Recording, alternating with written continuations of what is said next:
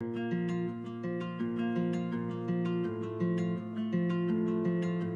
morning, everyone. Thank you for joining us. I was here a couple weeks ago laying out the priorities for the Senate Republicans for this session. We talked, of course, a little bit about public safety and initiatives to provide funding for more police officers, as well as initiatives to hold violent criminals accountable for their actions in an effort to help keep our communities safer here in Minnesota. We've talked about education and prioritizing students, making sure that our students get the best quality education, and empowering parents as partners with educators in their child's education. And today we are very excited to roll out and propose the largest tax relief package, the largest tax cut in our state's history. You all have maybe heard that the state has a surplus, $7.7 billion. And when you have a surplus this large, it means one thing, and that's the state of Minnesota is collecting too much money from the taxpayers. And Senate Republicans have heard loud and clear from the people of Minnesota, send the money back. Get that money back in the pockets of Minnesotans. And today, our proposal is going to do exactly that. We are proposing permanent, ongoing tax relief so working Minnesotans have more money in their pocket every single paycheck, week after week, month after month, year after year. In addition to that, we know that senior citizens are living on a fixed income, and like every other Minnesotan, they're struggling with record inflation. Minnesota is one of only 12 or 13 states that still taxes Social Security income, and Senate Republicans are making it a priority to eliminate state income taxes on Social Security income. And to provide more details on our proposal, I'm going to turn it over to Senator Nelson.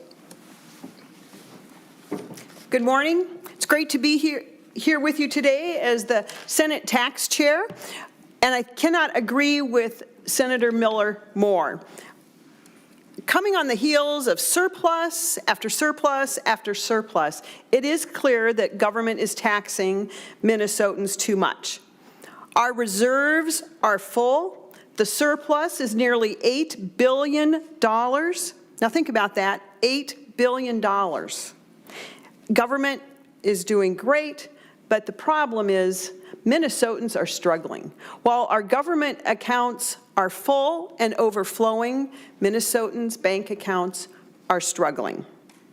We are one of the highest tax states in the country, and one of the most valuable things that we can do right now to help struggling Minnesotans is to deliver immediate, permanent tax relief.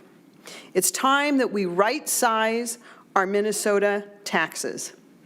And by lowering the tax burden on all income tax filers, let me repeat that, lowering the tax burden on all income tax filers and eliminating the double taxation on Social Security benefits on that income that Minnesotans already purchased when their paychecks were taxed, we can get Minnesotans on the right track, and we can provide immediate, efficient, and permanent tax relief. I will give you a little bit more detail about how we're going to get there. First, we are going to reduce our nation-leading income tax for all filers. We're going to do that through lowering the first tax rate. And as you likely know, every single taxpayer's income is taxed in that first bracket at the beginning, and it will lower that taxation from 5.35% to 2.8%. Every taxpayer will benefit from this income tax cut. And just to put that in perspective, our lowest tax rate, our lowest income tax rate, our lowest is outrageously high. It is so high that our lowest rate is higher than the highest tax rate in 17 of our states. Our income tax rates are outrageously high. And I'll make it specific for you. A family of 4 making $100,000 will receive a tax break in every paycheck. That will be $1,066 per year, every year going forward. Permanent tax relief. As I said, the tax change is simple, it's efficient, it's effective, and it is immediate. The second thing we're going to do is, as I mentioned, we're going to permanently eliminate the Minnesota taxation on Social Security income. We're an island, again.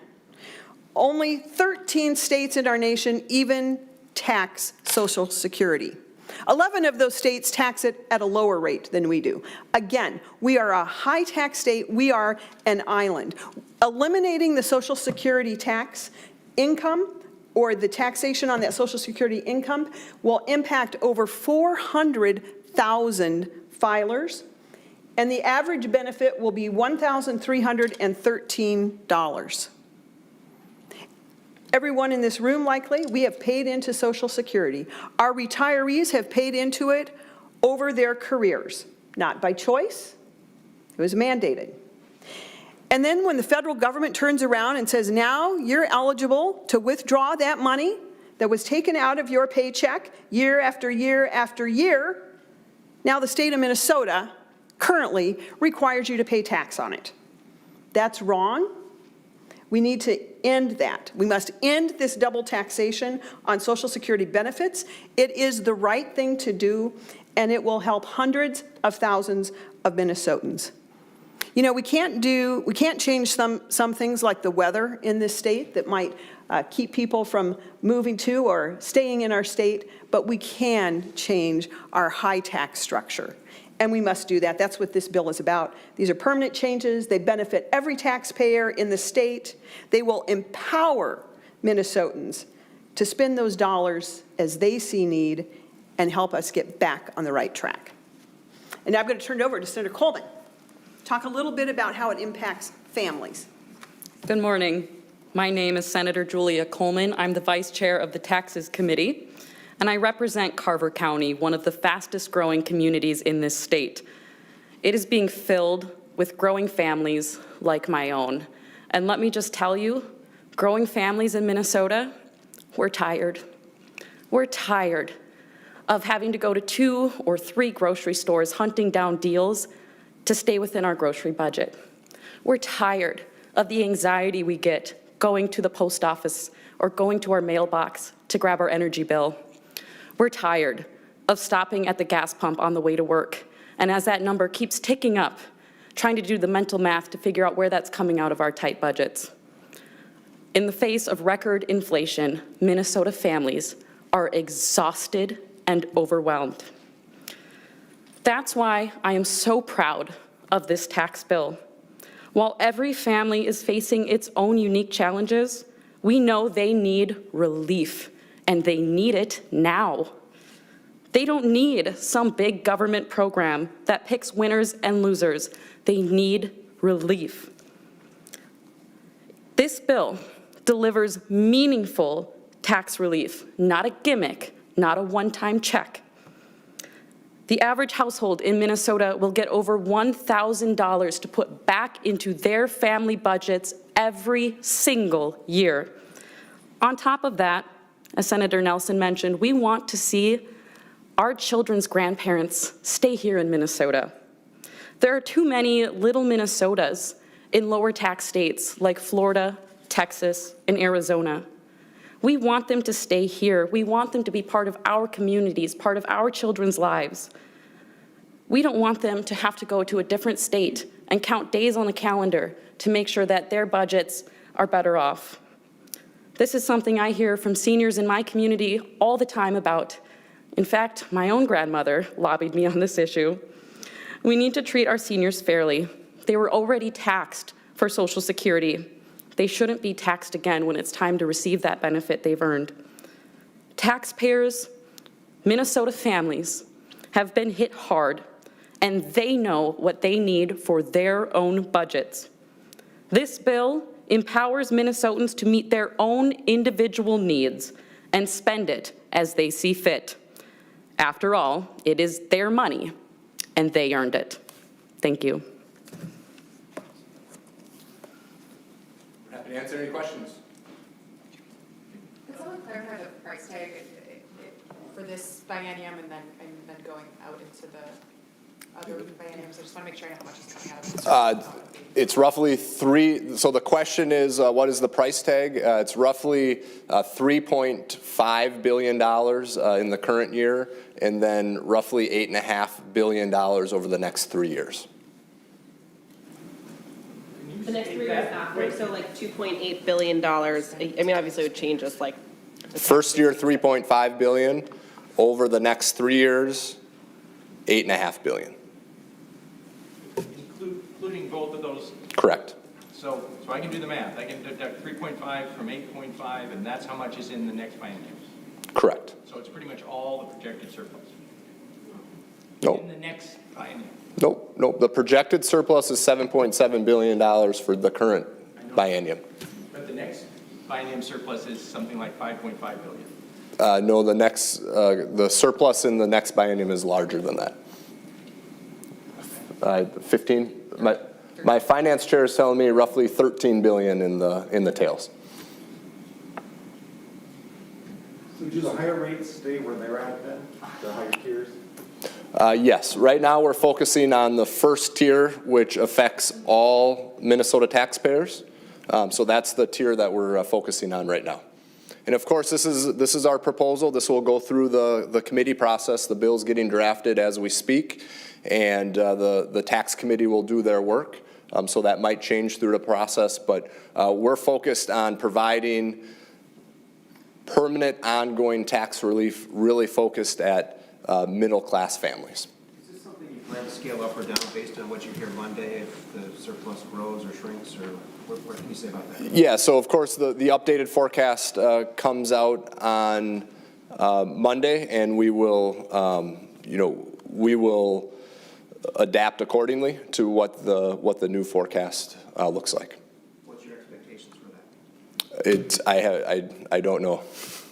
Your guess is as good as mine. A month ago, I would have said that I would expect higher, and with things that are going on, especially in Ukraine right now, it's a concern, so that might bring things back the other way, but it really also expresses and highlights the importance of this permanent ongoing tax relief package. We already saw it today.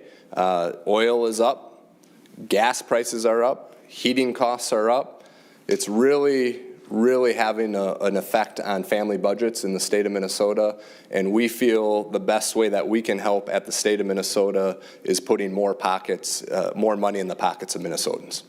Senator, did you consider direct rebates similar to what the governor has proposed, along with permanent tax cuts, and kind of a hybrid model so people get immediate funds? So the question is, have we thought about a one-time check versus permanent ongoing tax relief, or a combination of both? And this proposal would be effective immediately. So the tax tables would change this year. So Minnesotans would start seeing more money in their pocket every single paycheck. So we feel that this is immediate relief, and the governor's proposal is so small, the check, it barely scratches the surface of inflation. So we rather focus on permanent ongoing tax relief, effective immediately, to put more money in people's pockets, because it goes on year after year. So it's not just a one-time payment, it's year after year. So our focus is on the permanent ongoing tax relief. Just as a quick follow-up, the governor says on the Social Security piece of this that most low and middle income Social Security recipients already don't pay any taxes, that will mostly, this proposal would mostly benefit the wealthiest Social Security recipients. What's your response to that? This initiative will impact 400,000 Minnesotans. And when you live in a state like Minnesota that is known as such a highly progressive state, of course, some of this tax relief will go back to the people who paid into those Social Security, who paid their Social Security taxes. Yeah. And Tom, I don't know, the question is the Social Security tax. I don't know who the governor is hearing from, but I can tell you who I'm hearing from, and that's senior citizens in southeastern Minnesota, the district I represent, and they're feeling the squeeze right now, and I'm hearing it more than I have ever before, that now's the time for the state of Minnesota to eliminate Social Security taxes. So based on feedback that we're hearing from Minnesotans who are paying that tax, they're feeling the squeeze. They're on fixed budgets. They're feeling record inflation hit their budget. So that's why it's a priority for us based on what we're hearing from seniors across the state. So you don't believe his argument that the low and middle income Social Security recipients are already paying no tax? We are focused on eliminating the Social Security tax for all seniors who receive it, who receive Social Security income. You referred to the events in Ukraine a moment ago, and I wonder if what's happening there and the market response and the risk to the future, does that give you any pause in having ongoing tax relief as opposed to one time, just because the global situation is changing? So I think the global situation actually expedites how important this is and shares. I think we need to move quicker on permanent ongoing tax relief to put more money in the pockets of Minnesotans, because record inflation is only getting worse. Gas prices are only going to get higher. Heating costs are only going to get higher as a result of the global events and the war in Ukraine. So it further emphasizes how important it is for us to pass this tax relief package and get more money in the pockets of Minnesotans. Could I ask Senator Rosen to get the back of her envelope out and give us some sense of what you think spending Senate GOP spending priorities are so far? $1 billion plus on UI, you got to put the $250 back in for hero checks, long-term care. Can you give us a sense of what the total so far of your caucus's spending is? Mm-hmm. I can answer it for Senator Rosen.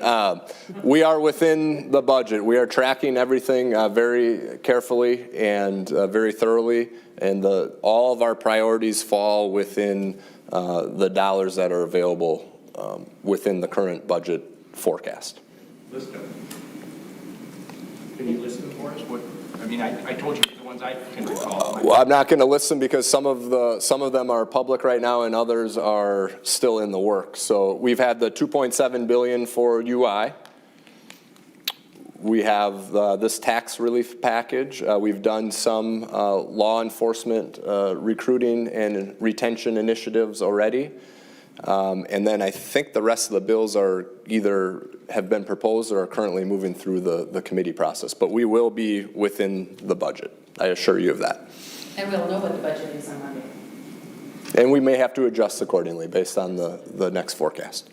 Can someone who's been around remind me, when was the last time the actual rates got adjusted? And it was just, if memory serves, a couple tenths of a percentage point the last time. I think 2017 and 2020, in the last few years, there's been small rate adjustments, nothing this large. And was that just the bottom rate, or was that the bottom and the second rate? I'm going from memory here. Certainly it was the lower rate. I can't tell you, there might have been something on the second rate too. And the point is, this bill impacts everybody's rates, and I think that's the important piece. Everyone's income taxes will be lowered through this bill. And I do want to just say to that Social Security question, we are so out of sync in how we tax Social Security. As I said, there's 13 other states that do. Only 2 of them match the high level at which we tax Social Security. And the exemptions that the governor is talking about are very small. It'd be very difficult to live on those lower incomes, particularly ones that are currently being taxed are also a challenge. And so it's important that we actually do get that Social Security taxation removed for all Minnesotans, but it really impacts middle-class Minnesotans. Senator, will this kick in for tax year 22? Yes. So the current tax year fully, your intent is to have it fully in place, not a half? So the question is, when would this become effective? It would become effective tax year 2022, so Minnesotans would see immediate, not only permanent ongoing, but it would be immediate tax relief. And bottom line is, inflation is at record levels right now. And it is causing families and seniors and individuals across the state of Minnesota a lot of stress. It's squeezing family budgets. And this is the largest tax relief package that's ever been proposed in our state's history, or this would be the largest tax relief package in our state history. And it would provide immediate, permanent, ongoing tax relief to working Minnesotans and senior citizens. Given some of the things you just outlined and the fact that this March deadline is coming up on the UI piece as well, I mean, is there any urgency behind Republicans, Democrats starting to negotiate on a tax cut package or some of these pieces? And I'm sure, as you know, Democrats are going to be passing their frontline $1 billion for frontline checks piece today. I mean, are some of these things starting to be talked about for an early potential deal? Well, I think the deal on unemployment insurance is already there. The governor proposed a number. The Senate passed a bill that matches that number with strong bipartisan support. I'm confident that if the House Democrats brought up that bill on the House floor, that it would pass with bipartisan support. So that could be an early win and an early bill that's being passed. We agree with the governor that nothing else should be tied to that UI bill. If you notice, the Senate's getting our work done. We're passing bills. They're passing with bipartisan support. We're moving bills through the committee process. This bill will be ready to go. Senator Nelson's already had a hearing on the Social Security portion of this bill. The income tax rate reduction will be next, along with some other initiatives. So we're moving quickly, and we're moving in a bipartisan manner here in the Senate, and we hope the House will join us so we can get this bill on the governor's desk as quickly as possible, so we can get money into people's pockets as quickly as possible. Have there been any internal or any conversations with the other chamber, though, on some kind of early sessions deal? Have those started yet, or have there been meetings? We've had some discussions, yes.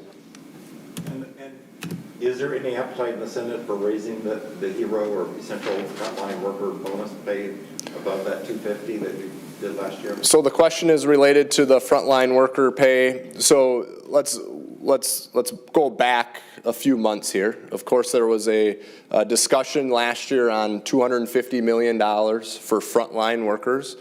Republicans put forward a proposal that gave healthcare workers who were on the front lines during the pandemic, and those healthcare workers that took the most risk to help keep people safe, a meaningful bonus. That was the Republican proposal. Democrats came in and they significantly expanded the eligible workers to essential workers, and the dollar amount to those workers was lower. An agreement could not be reached this past fall. Then in December, the budget forecast was released, and it changed the dynamics significantly, a $7.7 billion surplus. And Republicans, Senate Republicans, are in the position right now where we don't think it's fair to pick winners and losers. We don't think it's fair to choose some workers and not others. We don't think it's fair to pit one worker against another. So we are proposing this tax relief package that provides all Minnesota workers significant tax relief that's permanent and ongoing, not one time, not a one-time check, not a one-time gimmick, whatever you want to call it, but permanent, ongoing tax relief that puts more money in the pockets of Minnesotans every single paycheck. Can we expect to see drought relief, both for trees and for farmers, come as part of an early deal that's been moving through the House? To be honest with you, the question is related to drought relief. There were some discussions this fall with a potential special session related to drought relief. To be perfectly honest with you, I have not been briefed on the current status, and I don't know where our committees are at on that. Senator Weber, do you know anything on that?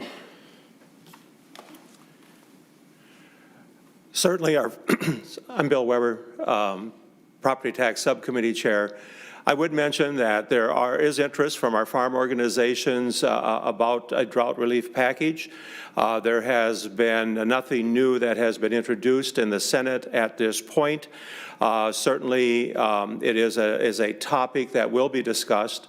And I just had them in my office yesterday, basically. So, and we will proceed with discussion of that issue, and you know, look to a final bill to see what we can include. So to answer your question, it's an ongoing conversation.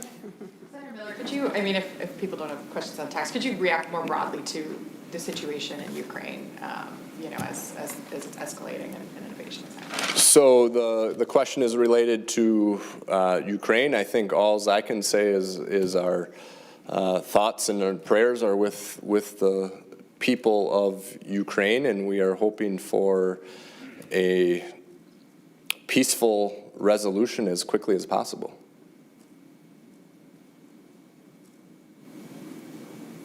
All right, we're good. All right, thank you, everybody. Have a great day.